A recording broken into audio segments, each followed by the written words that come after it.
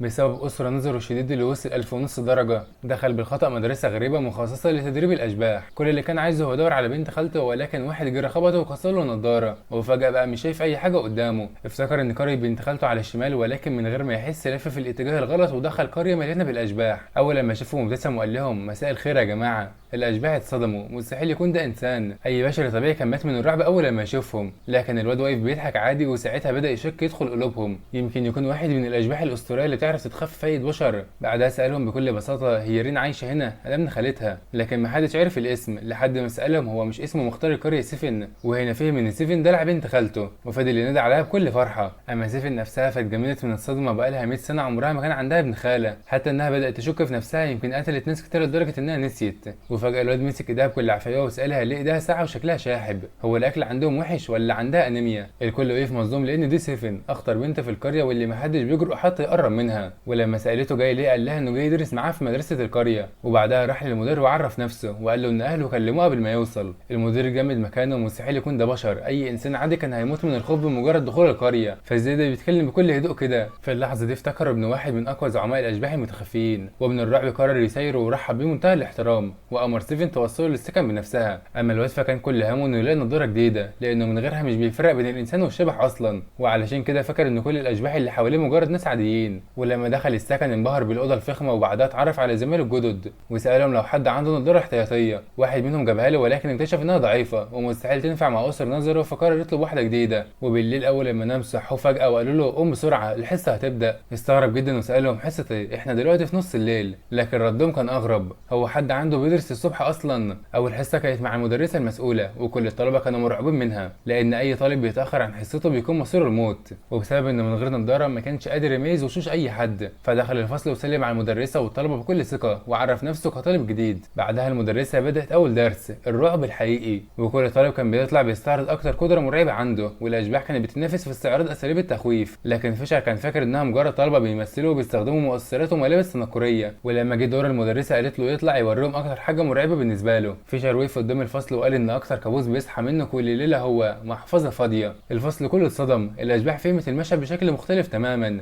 وافتكروا إن دي لعنة مرعبة لدرجة إنها حتى تقدر ترعب الأشباح نفسها. ومن اللحظة دي اقتنعوا أكتر إن الطالب الجديد مش شخص عادي وإن وراه سر كبير. المدرسة أنهت الاختبار بسرعة، وبعدها أعلنت عن خبر أخطر بكتير، في الليلة الجاية مجموعة من البشر هتدخل منطقتهم، ومع دخولهم هتبدأ لعبة القواعد، وكل واحد لازم يلتزم بالدور المرسوم له حرفيا، لأن أي مخالفة بسيطة عقابها الموت. فيشر استغرب من الكلام كله، ولكن في نفس اللحظة سمع صوت النظام بيشتغل لأول مرة، وعرف إن الموضوع أخطر بكتير من مجرد مدرسة غريبة. ومن الناحية التانية مجموعة من البشر كانت بالفعل وصلت للقرية، وبعد ما تم سحبهم للعبة القواعد. واحد منهم اسمه ساندر كشف إنه خد التجربة ده قبل كده، وبدأ يحذر الكل أي حركة غلط أو كسر أي قاعدة نهايتها الموت، وإن أخطر حاجة يعملوها هي إنهم يتصرفوا من نفسهم. وأثناء ما الكل ماشي في خوف، لمحوا شاب بيتجول في القرية بكل هدوء ولا كأنه شايف أي خطر حواليه نهائي. الكل اتصدم، إزاي حد يقدر يمشي وسط المكان ده من غير ذرة خوف؟ في اللحظة دي كل اللي موجودين وصلوا لاستنتاج واحد، الشخص ده يا إما شبح متخفي يا إما لاعب مرعب وصل لمرحلة محدش فيهم يقدر يتخيلها. ساندر منع الكل يقرب من الشاب الغريب وقال إن في رعب من الدرجة اس، أخطر حاجة هي اللي شكلها طبيعي، ولو راحوا يكلموه ممكن بيكونوا بيجروا بنفسهم على الموت. وبعدها وصل لكل واحد بطاقة هوية داخل لعبة القواعد، واتبلغوا من اللحظة دي لازم يلتزموا بالدور المكتوب لهم حرفيا، وأي تصرف خارج الشخصية نهايتها الموت. كمان اتقال لهم إنهم يفضلوا في المنطقة الآمنة لحد ميعاد المدرسة، لأن باقي القرية مليانة وحوش. ولما دخلوا المدرسة اكتشفوا إن الشاب الغريب موجود معاهم، فبدأ يشك يزيد فيهم، هل ده لاعب زيهم ولا كيان مرعب متخفي؟ أول لما الحصة بدأت المدرس عرض قواعد الفصل، وكان من ضمنها إن ممنوع أي طالب يخرج أثناء الدرس. لكن فجأة فيشر رفع إيده بكل هدوء وطلب يروح الحمام لأنه تعبان. كل اللاعبين اتصدموا، هو بيكسر القاعدة بنفسه ولا بيختبرها؟ المفاجأة إن المدرسة وافق بكل بساطة، وفيشر خرج من الفصل من غير ما يحصل له أي حاجة. اللاعبين بدأوا يفهموا إن القاعدة لها ثغرة، طالما عندك سبب منطقي تقدر تخرج. أما ساندر ففهم حاجة أخطر بكتير، فيشر ما كانش رايح الحمام أصلا، ده استغل الفرصة الوحيدة اللي بتكون فيها الوحوش محبوسة جوه الفصول عشان يكتشف المدرسة ويدور على الأدلة قبل أي حد. في اللحظة دي لاعب أجنبي افتكر إنه فهم السر، فكرر نفس الطلب وطلب يخرج هو كمان. المدرسة انفجرت من الغضب واعتبرته بيتحدى الفصل، وفي ثانية واحدة قضت عليه قدام الكل. الجميع اتجمد من الرعب، نفس الكلام ونفس الطلب، ولكن واحد خرج سليم والتاني مات في لحظتها. وساعتها الكل أدرك إن فيشر ما كانش بيكسر قواعد، وإنما كان فاهمها بطريقة محدش يقدر يوصل لها. اللاعبين افتكروا إن فيشر خرج من الفصل لأنه معاه أداة أسطورية أو قدرة خاصة، لكن لما سألوه بكل حيرة استغرب جدا وقال لهم إن الموضوع بسيط،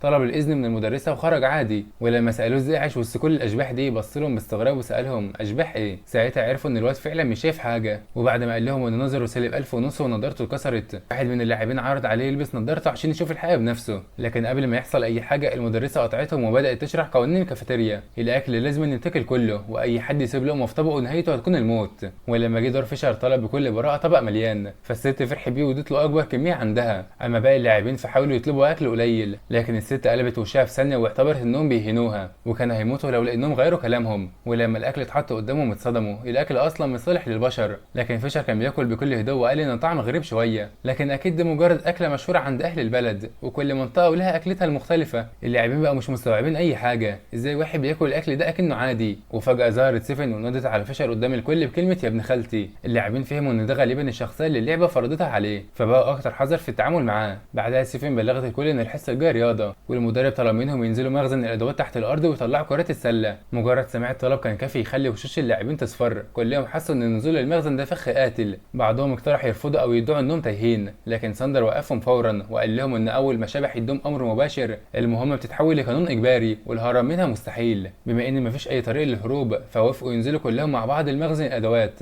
وفي الطريق حاولوا يقربوا من فيشر ويطلبوا منه يرافقهم فوافق فورا من غير اي تردد. اول ما دخلوا المخزن لقوا كرات سله مرميه في كل مكان، لكن اللاعبين عرفوا على طول ان ده اختبار جديد، لان اي كره ممكن تكون ملعونه واختيار الكره الغلط معناها الموت. اما فيشر فكان شايف ان الكرات قديمه وبايظه بس، فمسك اول كره وقعد يجربها وبعدها رماها على جنب بكل عفويه، واختار كره ثانيه وقال انها احسن شويه. اللاعبين اتصدموا والراجل ده الف الكرات كلها ومع كده ما حصلوش اي حاجه. ولما رجعوا للفصل المدرسه اعلنت بدايه مباراه كره السله وطلبت من كل واحد يختار فريقه. سيفن راحت على طول ناحيه فيشر وطلبت تكون معاه، وبعدها انضم ليهم واحد من زمايله وبقى فريقهم جاهز. اللاعبين فضلوا يراقبوا فيشر، ولما بعد شويه عشان يروح يجيب ميه استغل ساندر الفرصه وواجهه مباشره. مسكوا من هدومه وسالوا بكل عصبيه هو مخبي ايه وازاي بيتحرك في المكان ده بكل الثقه دي. لكن فيشر فضل مستغرب ومش فاهم هو بيتكلم عن ايه اصلا. ساندر فقد اعصابه وافتكر ان فيشر معاه اداه اسطوريه مخبيها وكان ناوي يجبره يطلعها. وفي اللحظه دي بالظبط سيفن وصلت وقالت لفيشر انت كويس يا ابن خالتي. فيشر ضحك وقال لها انهم كانوا مجرد بيتكلموا فالموضوع عدى من غير مشاكل. ولما جه دور فريق فيشر بدا يلعب بكل حماس، وسيفن كان بتنافس كل تمريره بيرميها لها وقدروا يحققوا اداء ابهر الكل. وفي وسط اللعب واحد من الاشباح حاول يتعدى على سيفن بعنف. فيشر دخل فورا يدافع عنها، ولكن الشبح رد بعصبيه وقال له انه يقدر يعمل فيها اللي هو عايزه. الكلمه دي كانت كافيه تخلي سيفن تنفجر من الغضب. وقبل ما القتال الحقيقي يبدا بين الاثنين فيشر جري بينهم بسرعه وحاول يهدي الموقف وهو بيقول ايه يا جماعه ده مجرد ماتش كره سله ما تستاهلش كل ده. فضل يهديهم لحد ما اقنعهم ان الموضوع كله ماتش كره سله، وبالفعل الاثنين هدوا وكملوا اللعب كأن مفيش حاجه حصلت. اللاعبين كانوا واقفين مذهولين مش مستوعبين ازاي قدر يوقف سيفن بنفسها. اما فيشر فكان عنده مشكله اكبر بكتير، من غير نضارته مش قادر يشوف السله اصلا، ففضل يسال لو حد معاه نضاره مقاس 1000 ونص درجه. واحد من الطلاب طلع نضاره بنفس المقاس ففيشر فرح بيها جدا، لكن قبل ما حتى يلحق يستفيد منها الكره خبطت في وشه وكسرت النضاره للمره الثانيه. الطالب اعتذر بسرعه ولكن سيفن كانت خلاص فقدت اعصابها. وبعد لحظات انتهت المباراه باعلان فوز فريق فيشر. سيفن فرح بشكل واضح وطلع كل الحلويات والسناكس اللي كانت مخبياها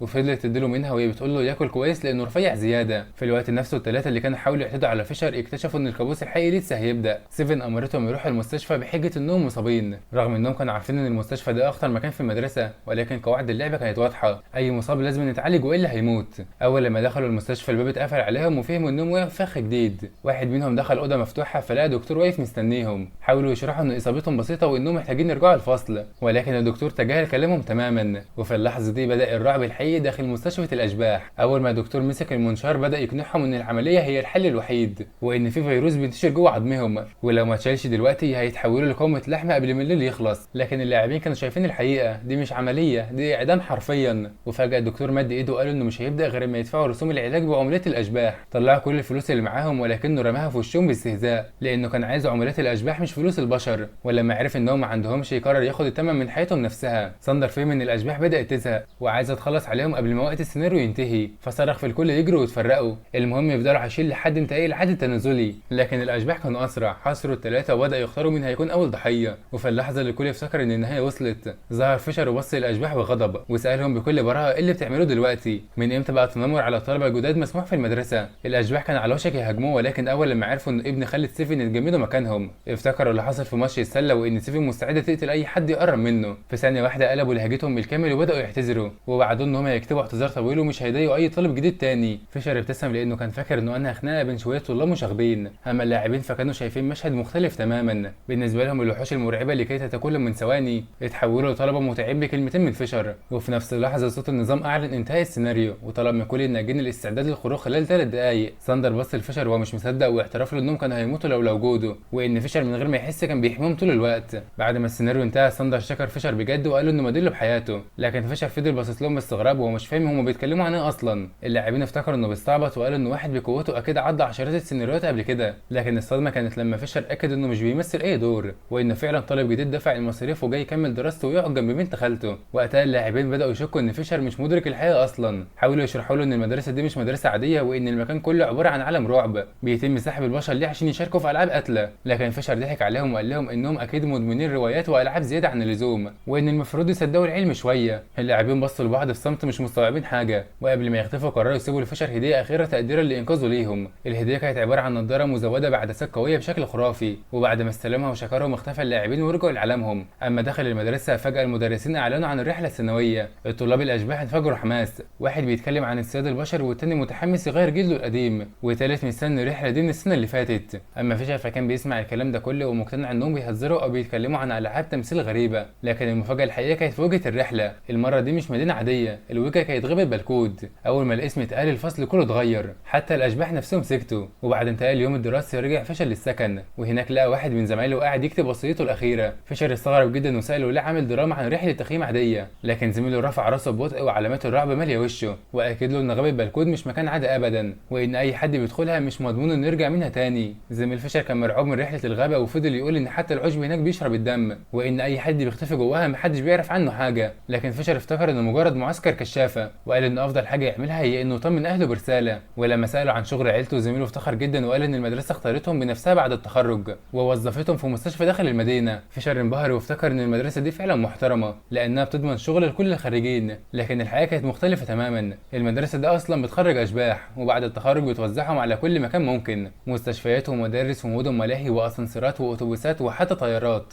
وبالنسبه للاشباح دي كانت حاجه طبيعيه جدا. اما فيشر فكان مقتنع انهم بيتكلموا عن وظائف عاديه وفضل يمدح المدرسه لانها تضمن مستقبل طلابها. تاني يوم انطلقت الرحله اخيرا. اول لما دخلوا غابه بالكود فيشر استنشق الهواء وقال ان المكان شكله جميل جدا حتى لو مش قادر يشوفه بسبب نظره. اما زمايله فكانوا بيبصوا له برعب لان المكان اللي بيعتبره هادي بالنسبه لهم جحيم حقيقي. في نفس الوقت في مكان بعيد عنهم ملك الاشباح اللي بيحكم الغابه وصل له تقرير ان مجموعه من الاشباح الغريبه دخلت ارضه. ابتسم ابتسامه مرعبه واعلن ان كل اللي دخلوا الغابه هيبقوا مجرد وجبته الليله. وفي الناحيه الثانيه المدرسه كانت قايله لكل الطلاب انهم يفضلوا ماشيين في اتجاه واحد من غير ما يقفوا. فيشر افتكر ان دي مجرد لعبه معموله عشان تخوفهم وان اكيد في مجسمات مرعبه مستخبيه وسط الاشجار، لكن فجاه ضباب احمر كثيف غطى الغابه كلها وخلال لحظات كل الطلاب اتفرعوا عن بعض. وفجاه الصراخات بدات تتعالى في كل مكان واحد الاشباح حس ان حاجه مجهوله مسكت رجله من تحت. كل ما فيشر كان بيمشي اكتر كان بيلاحظ ان عدد الطلاب حواليه بيقل، لكنه افتكر انهم سبقوه في الطريق بسبب الضباب الكثيف. اما الحقيقه فكانت ان الرعب بدا بالفعل. سيفين كانت اول واحده تقابل وحش من وحوش غابه بالكود. الوحش افتكر انه لقى فريسه سهله ولكنه في ثانيه واحده اكتشف انه اختار الشخص الغلط. سيفين قضت عليه من غير اي مجهود وكملت تدور على فيشر وهي متضايقه لانها لسه مش عارفه مكانه. وفي نفس الوقت بقى طلاب الاشباح وقعوا في قبضه ملك الاشجار العملاق. اما فيشر فكان ماشي وسط الغابه بكل هدوء لان نظره ضعيف خلاه يشوف فروع الاشجار الوحشيه على انها مجرد اغصان عاديه بتقفل الطريق. طلع الفاس اللي اخده قبل الرحله وبدا يفتح الطريق لنفسه، لكن الفاس ده ما كانش عادي، ده كان السلاح الاسطوري الخاص بملك الاشجار والقادر انه يقطع اي حاجه بسهوله. ومع كل ضربه كان فيشر بيقطع الاشجار الوحشيه من جذورها من غير ما يعرف انه بيدمر اقوى وحوش الغابه. وفي مكان تاني اتنين من طلاب الاشباح لقوا زهره نادره وافتكروا انها كنز.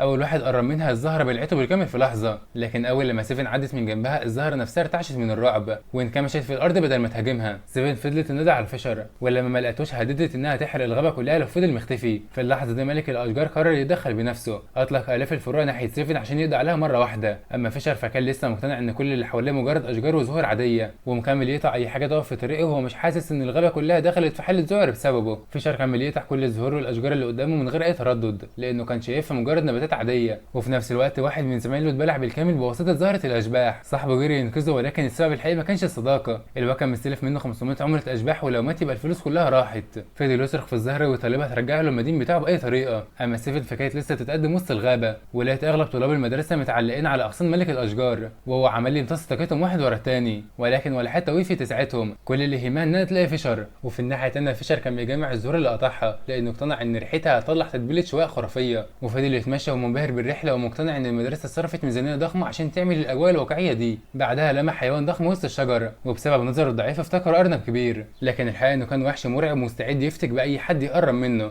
اما فيشر فكان كل اللي شاغل باله انه لقى وجبه العشاء بنفسها، وبالفعل بدا يشويها بالتتبيله اللي عاملها من زهور الغابه. ريحه الشوايه انتشرت في المكان كله، واول واحده شمتها كانت سيفن، وبمجرد ما عرفت ان فيشر هو اللي بيشوي جريت ناحيته فورا. وفي الوقت ده الطالب اللي كان بيجري ورا فلوسه اكتشف فيدر نادر بيمنح قوه هايله لاي شبح بياكله، بلعه من غير تفكير وخلال ثواني قوته انفجر بشكل مخيف، وبقى بيجري هو بيصرخ في كل اللي بيقابله هاتوا ال 500 عمله بتوعي، لدرجه ان اصحابه افتكر انه خلاص فقد عقله. اما فيشر فكان قاعد بكل هدوء جنب النار بيقلب الشواء ومستني ستيفن توصل عشان تاكل معاه، ولا عنده اي فكره ان الغابه كلها مقلوبه. بينما فيشر وستيفن قاعدين مستمتعين بالشواء الارض حواليهم بدات تهتز والاشجار اتحركت بشكل غريب، لكن فيشر ما خدش باله من اي حاجه. اما ستيفن اول لما حس بالخطر وقفت فورا. فيشر استغرب وسالها رايحه فين، ولسه بيقول لها ان اللحمه استوت. ستيفن طلبت منه يحتفظ لها بالباقي وانطلقت ناحيه مصدر الخطر. وفي مكان تاني قوه الفطر اللي اكلها الدب انتهت وجسمه انهار بالكامل. الدقيقه الوحيده اللي حصل فيها على القوه الخارقه استنزفت كل طاقته، فقرر هو واصحابه يهربوا من الغابه قبل ما يحصل الاسوأ. اما ستيفن فكانت وصلت بالفعل لمصدر الطاقه المرعبه، وقدامها ظهر مجموعه من حراس الغابه الميته،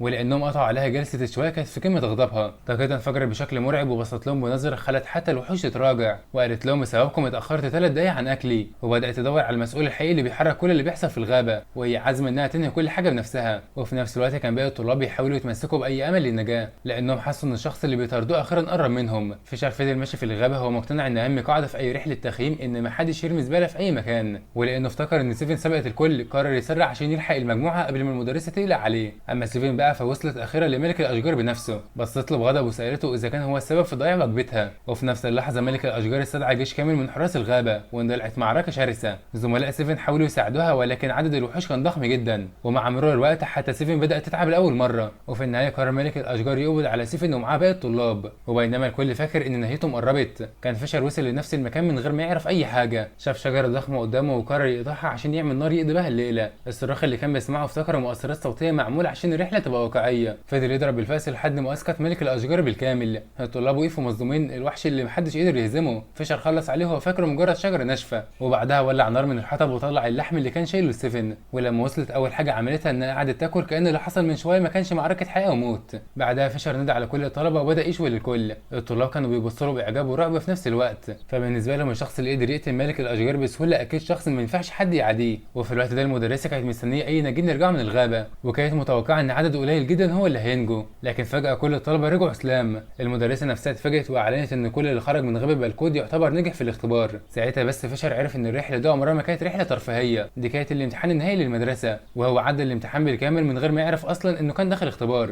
بعد ما رجعوا المدرسه طلبت من الكل يهدى، وكشفت ان رحله الغابه ما جايتش فسحه اصلا، كانت امتحان مفاجئ والهدف منه يعرف مستوى الحقيقي لكل طالب. وقالت لهم ان بعد التخرج هيشتغلوا داخل عالم الرعب، ولو مش قادرين ينجوا في غابه بسيطه يبقى مستحيل ينجحوا في شغلهم او يحققوا الاهداف المطلوبه منهم. الطلاب اتحمسوا ووعدها انهم هيتمرنوا اكتر عشان يرفعوا مستواهم ويحافظوا على سمعه المدرسه. بعدها المدير اعلن خبر اخطر، خلال ايام هتوصل بعثه من اكاديميه الاشباح في الشرق عشان يشاركوا في تبادل الطلاب بين المدرستين. لكن الحقيقه الموضوع ما كانش مجرد زياره، دي كانت منافسه دوليه. الفريقين هيتواجهوا في اختبارين، الاول من يقدر يرعب ضحيته بطريقه اقوى، والتاني مواجهه مباشره بالقوه. والمدرسه حذرتهم ان المدرسه الخاسره هتضطر تتنازل عن 3 مناطق رعب كامله للطرف الفايز. ولان طلاب الشرق معروفين بالقوه والتكبر، المدير اكد ان الهزيمه مش خيار. بعد انتهاء الدرس زميلتهم ايفا طلبت من فيشر يقابلها بعد المدرسه في مكان بعيد، وقالت له ان عندها كلام مهم جدا. فيشر وافق من غير ما يفكر، اما اصحابها فافتكروا انها اخيرا هتعترف له حبها وفضلوا يضحكوا عليها. ولما قابلته فضلت تشكرها على اللي عمله في الغابه، وقالت له انه انقذ الكل من غير ما حتى يحس. وبعدين جمعت شجاعتها واعترفت انها معجبه بيه. فيشر اتوتر ولكنه رد بمنتهى البراءه، وقال لها انه اصلا مش قادر يشوف وشها بسبب نظره الضعيف، ولو وافق دلوقتي يبقى ظلمها من غير ما يعرف حتى شكلها. ايفا ابتسمت وقربت منه اكتر وقالت له يشوفها من مسافه قريبه. وفي اللحظه دي فيشر افتكر الهديه اللي سابها له طلاب عالم الرعب قبل ما يختفوا، كان فاكرها مجرد نضاره عاديه ولكنه لسه ما فتحهاش لحد اللحظه دي، وافتكر انها اخيرا هتخليه يشوف ايفا بوضوح. لكن قبل ما يلبسها رين ظهرت فجاه وسحبته بعيد عن ايفا وسالته بصراحه اذا كان بيحبها. فيشر استغرب واكد انه اصلا لسه يعرفها من كام يوم، وحتى مش قادر يشوف شكلها بسبب نظره، فازاي يحبها؟ ساعتها رين ارتاحت وسابته يمشي. بعدها رين واجهت ايفا بنفسها وسالتها اذا كانت فعلا بتحب فيشر، لكن رد ايفا كان مرعب، اعترفت انها بس مش معجبه بيه، دي نفسها تبلعه بالكامل عشان يبقوا جسم وروح واحد للابد. حتى رين نفسها استغربت من جنونها وقالت لها ان اللي بتفكر فيه ابشع بكتير منها. فيشر رجع لاصحابه والكل فضل يرخم عليه ويقولوا له ان ايفا اعترفت له بحبها، لكنه فضل مصمم انها كانت مجرد بتشكره على اللي عمله معاهم. وفجاه رين رجعت وقالت ان ايفا غيرت رايها فجاه وقررت تسيب المدرسه وتعيد السنه في مكان تاني. وفيشر بطبيعته الساذجه اقتنع بالكلام، وافتكر ان الشباب اليومين دول فعلا بيغيروا رايهم بسرعه. وبعدها مباشره وصل مندوب التوصيل وهو بيشتكي من الطريق المستحيل اللي اضطر يعيده عشان يوصل للقريه. وبعد معاناه طويله سلم فيشر النضاره الجديده، واول لما لبسها الدنيا كلها اتقلبت. كل الوجوه اللي كان شايفها بشر عاديين تحولت لوحوش واشباح باشكال مرعبه. وقتها بس استوعب ان كلام اللاعبين كان حقيقي من البدايه، وانه كان عايش وسط الاشباح طول الوقت من غير ما يعرف. الصدمه كانت اكبر من انه يستحملها. بدا يصرخ ويحاول يهرب وهو بيقرر ان المكان ده جحيم ولازم يرجع لعالم البشر باي طريقه. ولكن في اللحظه دي بالذات بدا حفل التخرج. المدير اعلن ان وقت توزيع الوظائف الرسميه وصل، وفيشر ساله فرحه اذا كان التخرج معناه انه هيرجع اخيرا لمدينته. لكن المدير ابتسم وقال ان فيشر واحد من افضل طلاب المدرسه، وبعد مراجعه الاداره تم اعتماده رسميا لاستلام وظيفته بعد التخرج. يعني بدل ما يرجع عالم البشر هيبدا حياته العمليه كواحد من افراد عالم الاشباح. بعد اعلان التخرج المدير اعلن نتيجه التعيينات الرسميه، وكانت الصدمه الكبيره من نصيب فيشر. المدير قال انه اتعين في مهمه من اعلى مستوى، وهيبقى الزعيم الرئيسي في سيناريو الرعب من الرتبه اس على اطراف المدينه. ومهمته هناك واضحه جدا، يلتزم بقوانين السيناريو ويقضي على اي انسان يدخل يتحدى المكان، وما يسيبش اي ناجي يخرج حي. فيشر اتجمد مكانه وما قدرش يستوعب اللي بيسمعه، وصرخ في وش المدير وهو بيقول ايه الهبل ده؟ عايزني اشتغل وحش ارعب الناس في سيناريو الرعب؟ انا اصلا بني ادم يا جماعه مش شبح.